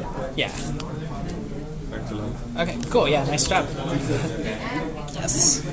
I don't understand this comment by the TA on the DQ logic, if performed correctly, would not have garbage data. I thought the whole point of the circular queue is that when you DQ, you're only manipulating pointers, and so the data, whatever comes out of the queue, you're not going to change it until you in-queue again into that memory location. Right. So let's draw a tiny circular queue here. So the first time I write 1, then I write 2, then write 3, and then maybe I DQ, so my pointer is here, and then I in-queue something like 5, or just maybe 5. So before you put the 5 back in there, that's garbage data. This 3 that lives here, yeah. Okay, so avoiding rogue isn't really... Can I read Buddy Rogue again? Yeah. Let's see. If we initially 0, then we in-queue and DQ. We now have garbage data, but that's why we have pointers. I'm not sure I get this. To avoid garbage data, we initialize it. Oh, I see. So I think his, so callic is a special, it's like malloc, but it'll make everything 0. Yeah. Before we do that, when we initialize our queue, it might have some random data in here that just happens to live there. So this is like garbage data. Yeah, I guess what I was arguing was that if you 0 everything and then you start in-queuing and then-queuing, you end up with garbage. Oh, that's true. Yeah, there is some garbage there. So I just didn't understand why you would calc if you're going to end up with garbage anyway. Yeah, so you don't have to calc. You could just malloc. There would be garbage there. That's fine. Malloc is probably faster because you don't have to. Well, I don't know. That'd be a good test, but that should be fine. Yeah, to just Malloc. Yeah. As long as front and back are moving around properly, it's not going to matter.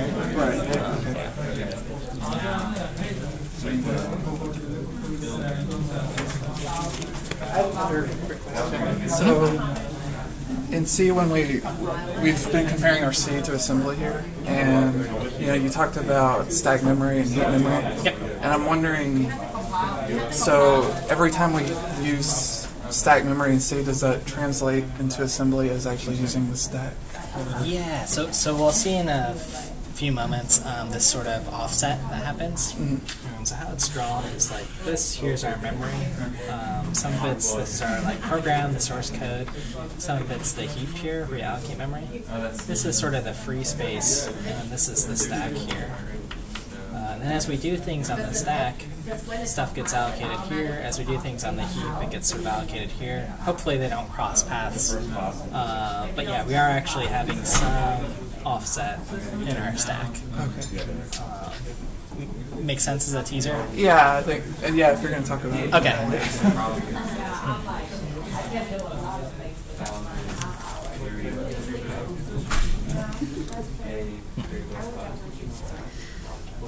All right, folks. We're back in action at 7:35. So we've got another 2 topics or so to run through. Condition codes, and then I want to talk about memory again and how functions sort of work in assembly. Then we'll jump into lab mode. All right, so if we remember what conditional codes are, remember there's something that holds some status or information. So we've sort of covered registers, the program counters, just the next thing executing. Condition code gives us some status. So here's our cheat sheet for the condition codes. They're 4 single-bit registers, so very small special purpose ones. And they're named CF for the carry flag for when we're doing unsigned operations. SF, carry flag for signed data. OF for the overflow, so when we're adding something and it overflows, and then the 0 flag. Did some operation result in a 0 value? Okay, so briefly, as an example, the carry flag is set if we're carrying from our most significant bit, right? So if we're adding something and there's not enough room and we need to carry over the value. The 0 flag, as I mentioned, is just sort of testing, if this value equals 0, okay, the 0 flag is set, 1. Signed flag is set if t is less than 0. That means we're working with some signed data. The overflow set if the sort of 2's complement value, right, it gets too big. We add 2 really big numbers together.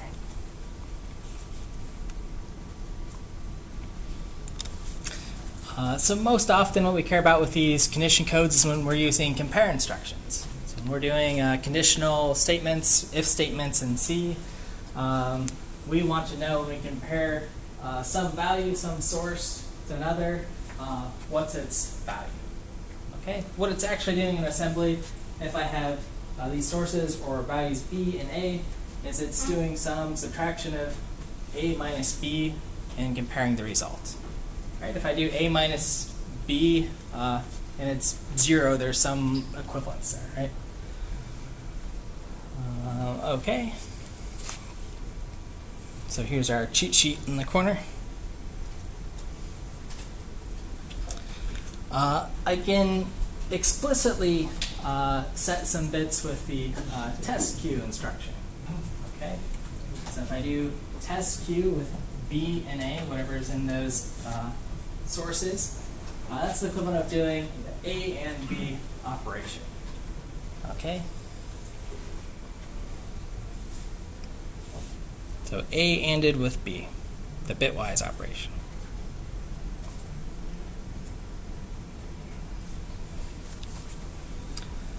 And of course, I might want to read or query these condition codes to see what the result was.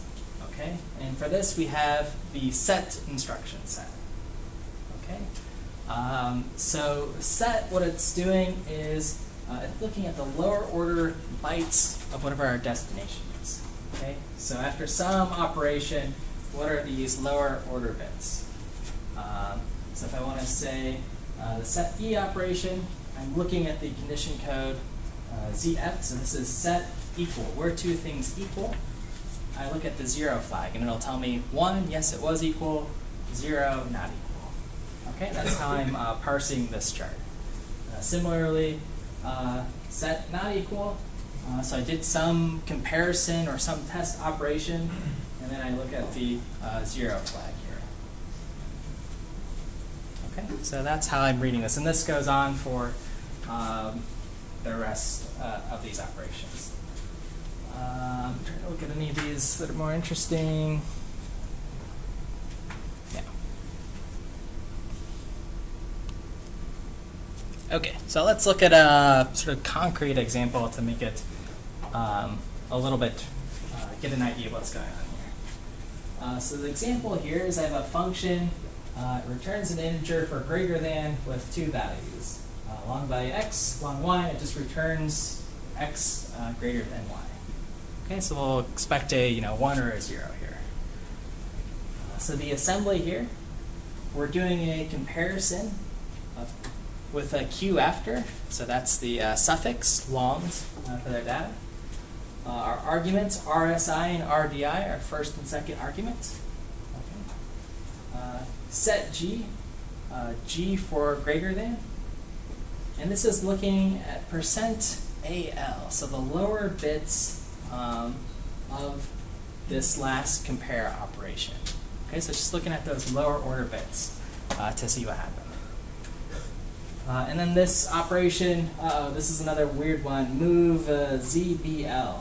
Okay, so move in the results of AL into a register EAX. I have a cheat sheet. What is move BZL?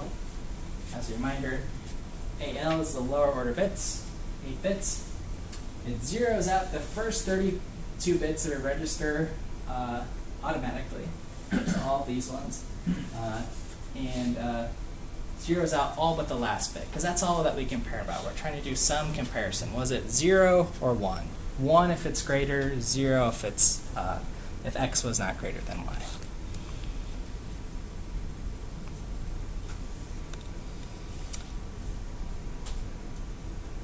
Okay, all right with this idea?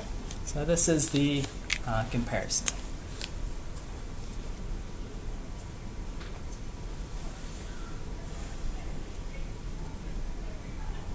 Okay, so when are we often using comparisons, if statements, conditionals, when we want to branch and move somewhere else if something else happens in our code?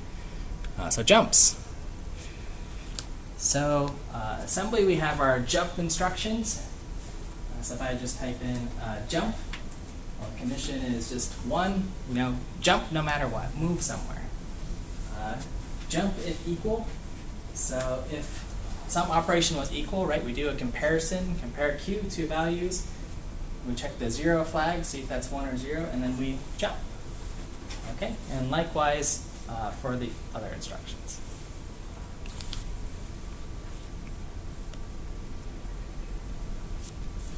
So another example to walk through. So this is a conditional branch with if-else. On the left here I have, I'm looking at the absolute difference of two values.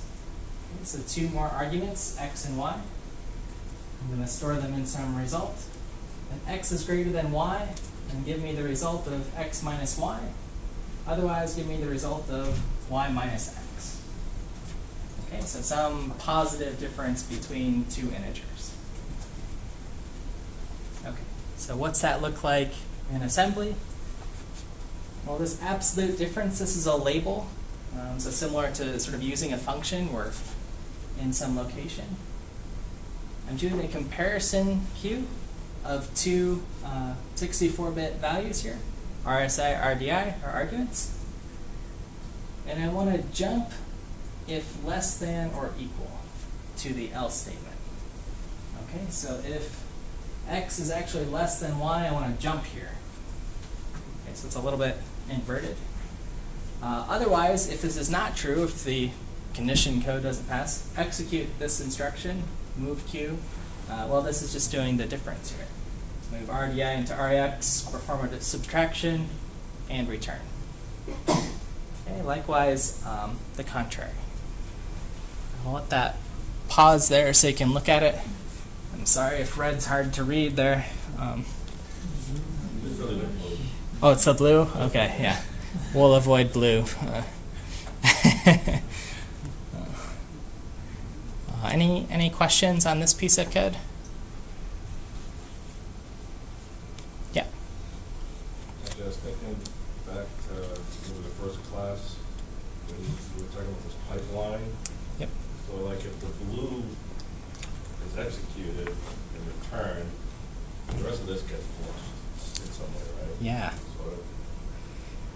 Yeah, what do you guys think about this? You guys remember Steve Jobs and the sort of microprocessor myth and the little disks flying back and forth? This idea of pipelining and right? Yeah, so if this code executes, your hardware is trying to be smart and sort of saying, load all of this up because, something it just knows that, hey, we have these instructions and start bringing them in.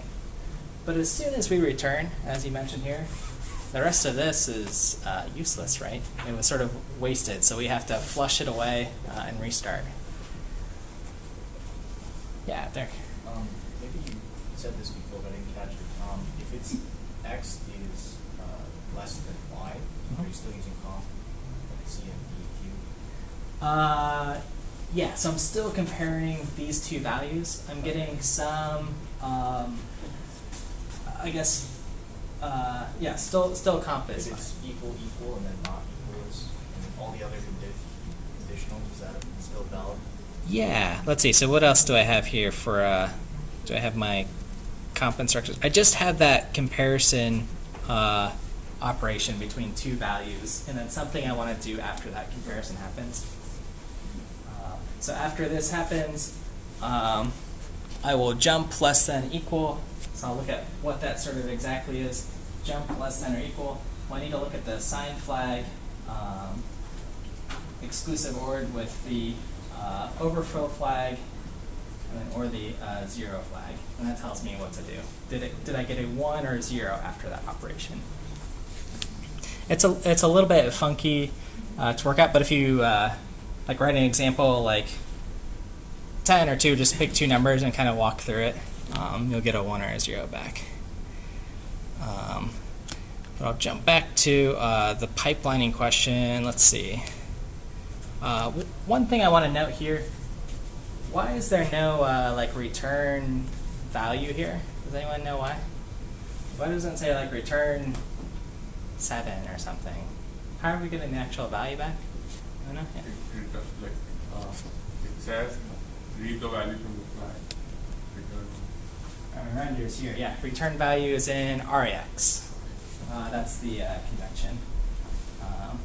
So return means jump out of this sort of code block or rather pop this back, which we'll learn about in a moment, and give me back REX. Yeah. Is there a way to specify the return value instead of just default to REX? Instead of just maybe I know REX though, so I don't have a answer. So if you want to return from some other register, I think by convention REX is the go-to. Okay, so that's on branching. Here's one more little exercise to think about. Give folks a minute.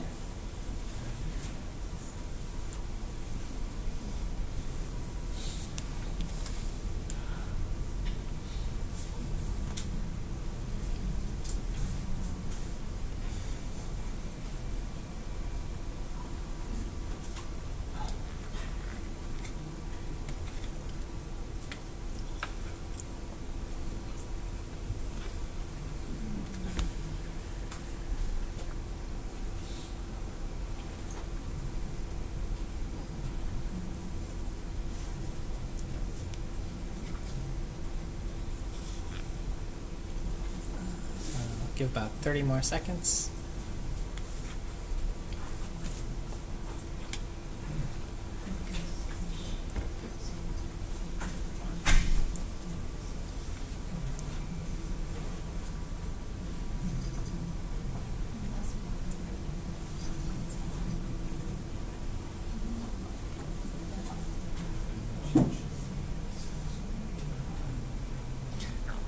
All right, any volunteers? I had one here, yeah. Me? Yep. Increment a number which is at the 0 position. Okay. Whatever is the number, increment it till it becomes 1. Okay, what other folks think? Yeah. It's a loop from 0. Loop from 0 to 5. It's basically a while loop. So, Yeah, you guys got it, yeah. Exactly as you guys mentioned, move value 0 to REX, throw temp equals 0. We increment REX as our increment instruction, so just +1 every time. And then every time through the loop we're doing this compare that says, is REX 5, is REX 5, is it 5, is it 5? Until it's, and while it's less than 5, until this comparison fails, we jump to the label mystery. Okay, so here's the equivalent C code. Initialize the value, perform the increment, and then jump to our label each time this test fails. Yeah. Judging from the order of the equivalent C code, why can't we do like mystery compare first, then do the increment? Let's see, so if I do the compare first, let's see. I'll do the compare first, it'll be 0, it'll run 2, 3. The order, I'm trying to think if we're going to get one more iteration or not. If something else happens in between. This might be okay at sort of glance to switch those. I might be careful if there's something in between, but yeah, I could switch those. Do the comparison, increment, yeah. Yeah, that works. As long as the increment's after the mystery label. That seems good. Yeah. Otherwise, infinite loop. Yeah.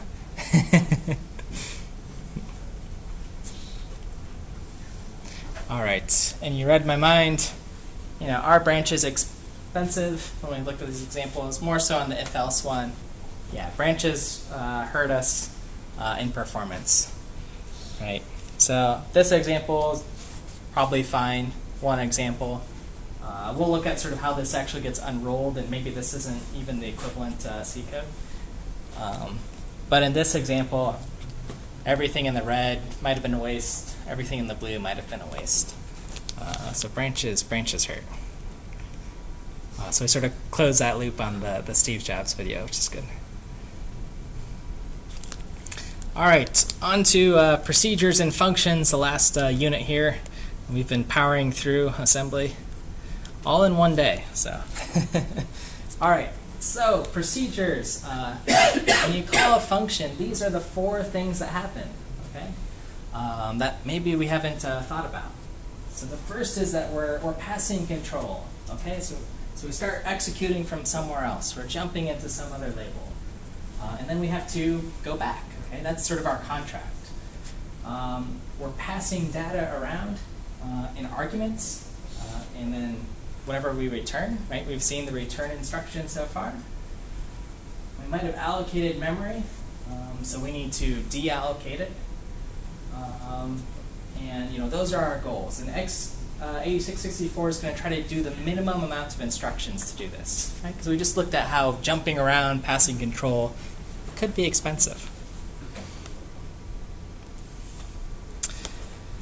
So x86 64 and other architectures, we view our programs as stacks. Or rather, they're these long byte arrays, but if we sort of turn them on their sides, we can think of them as a stack. Just a top-down program. And we need to look at, when we're running a program, how do we traverse this stack?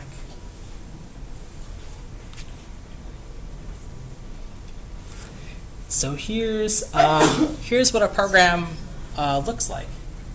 It's sort of this tall thing, this program stack, and it's divided into a couple different sections. Okay, there's your instructions. These are the things that we've written or have been writing in assembly. Literal values like little messages. Any static data things static arrays that are always going to be fixed. Our heap memory that we've allocated with malloc. There's sort of this reserve section for the heap, right? Our giant grid of memory. There's sort of this middle ground of unallocated space, maybe part of the heap. And then the stack, which sits at the top here. Okay, so those are our sections of the program. And with the stack, the data structure, we can do two things. We can push things onto the stack, which grows it, or pop things off, which shrinks it. Okay, just like our queues, we're in-queuing and de-queuing.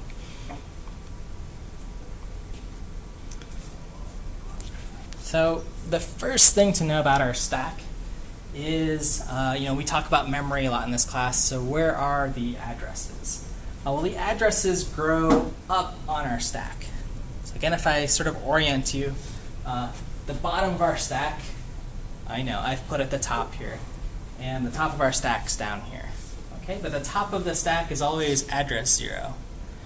But it grows up this way, okay? This is our big address. And I want you to just sort of think about this for a moment. This sort of makes sense, right? The instructions when you write a C program, largely they stay the same, right? So we want these addresses to be sort of fixed from a nice starting point like 0 to 500 or whatever, and that's where it always will be. And that's the top of the stack. Okay, so that's why addresses have to grow up, because we might need more memory, more stuff, and so on. Everyone okay with that?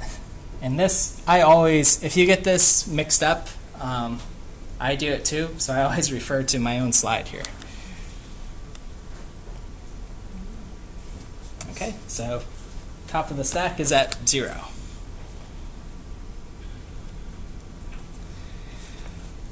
Now, this part of this stack, so this is our program stack. This is our stack memory, something that can expand and despan. So this one grows downwards. Okay, so as I need space, it grows down.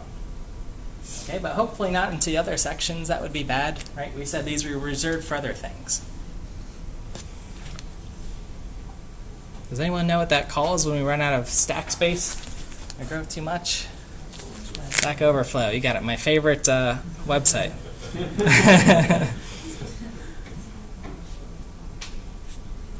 All right.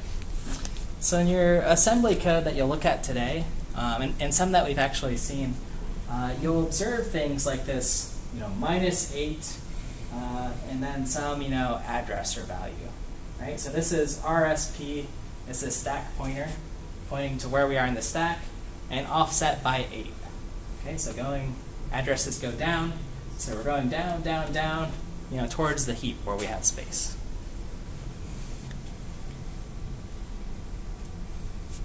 Okay, so this is our stack pointer, RSP, another one of those special registers, and it points exactly right here, okay, top of our stack, and it's going to grow down.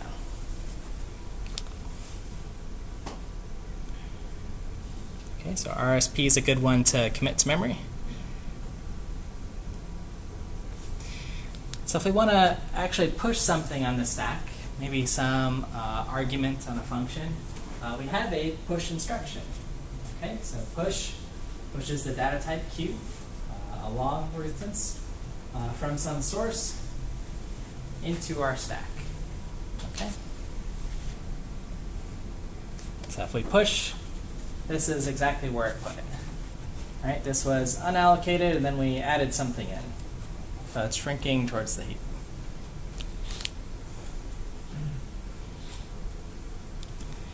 And then when we're done with something, we pop it off. Okay, so we were done here. So it pops off. Okay, so our stack pointer just moves back. We say, hey, we've got room for whatever. This is just garbage data here. Okay, so we can reuse that space later. Okay, so that's the idea of what happens. And to sort of put this into context, right, when we're calling a function, we're pushing those arguments into this stack space. And it's growing down, RSI, RDI, and so on. When we're done, those arguments get popped. And I hope you'll see that in the exercises today in the lab. Any questions about the stack? This sort of famous visualization here.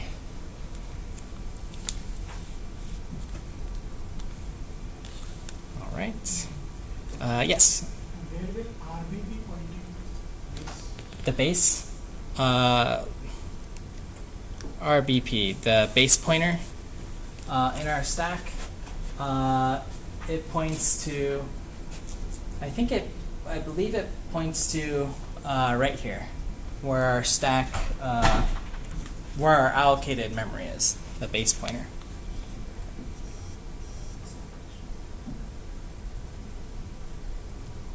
All right. Questions? Good. All right. So the feed today, I have an example here. This is something you can try on later in the lab.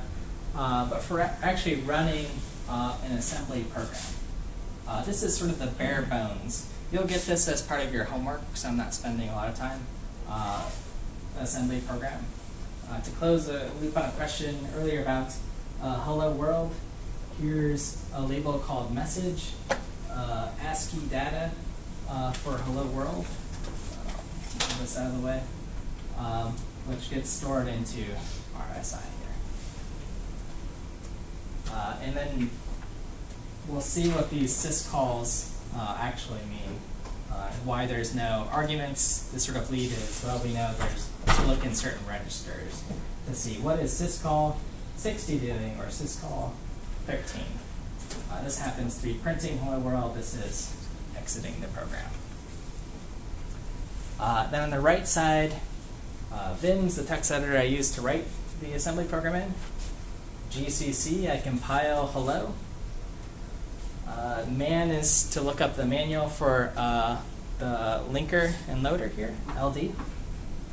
LD takes in an object file that we've compiled and outputs a binary.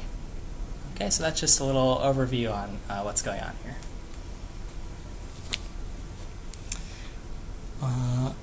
And just for fun, for 5 seconds, I'll let this run. This is a program written many years ago in assembly, and let's see if I don't spoil it. I don't think there's anything cool. How many bytes, kilobytes, megabytes, gigabytes, or terabytes would you guess a game like this is in assembly? 128 KB. How many? 128 KB, like in KBs. All right, a little bit lower, yeah. 64. 64, all right, you got it, right on, yeah. So 64 KB for this entire game. A modern game like this, if you buy one or download it, it's in the gigabytes range, okay? So this is some of the impressive stuff you can do with assembly. And there's lots of tricks, to get the size small, and it sort of expands, because we need more memory. But I think it looks really nice for, 64K, right? That's smaller than a Nintendo cartridge. Oh, 96, okay. There's a 64 version, yeah. 96, all right. And I already used my veto, so. All right. What's that? Oh, no, yeah. 3 vetoes. The next one's fun, I think. Okay, so here's a good series on stack videos that I thought were helpful. If you want to hear it from different angles. So the in-class activity, let's open it up. And I'll race you guys to open it.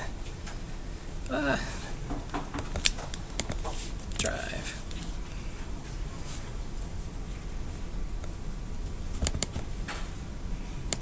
so just take a few minutes to answer this one, and then I'll get your the lab spreadsheet up here.